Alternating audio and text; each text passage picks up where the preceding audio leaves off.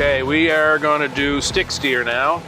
So in order to activate stick steer, you're going to use the yellow button on the left-hand joystick. As soon as you click the yellow button, you're going to get a message on the display looking for you to confirm that you actually want to use stick steer. So we're going to press OK for that. And that is going to tell, you're going to get a green light up on the display now to let us know that we're fully in stick steer mode. So to move the machine, it'll be just like it would be on a skid steer. So you're going to take your left joystick, which is now your travel lever, you push it ahead, the machine goes ahead. When you let it go, it stops. When you pull it back, you go in reverse. Left is left and right is right. If you want to shut stick steer off, then you can just hit the stick steer button again and it will cancel it. One of the other options you have when you are in stick steer is you can customize what you want the right joystick to do.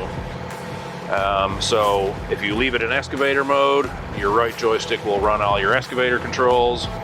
But the way we have it configured now is the right joystick will run your blade. So you can use your left joystick to travel the machine and the right joystick to push their blade up and down for any kind of leveling operations that you might be trying to do. So now we're going to talk about cruise control. Cruise control will only work in stick steer mode, so we're going to take our machine and put it in stick steer mode.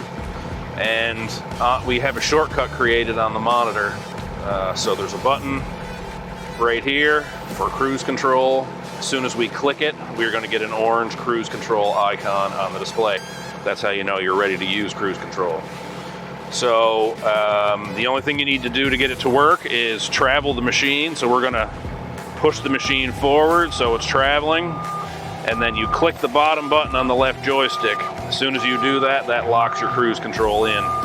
So now you can steer left, you can steer right, and if you want to shut it off, then you can just pull the lever back and the machine comes to a stop.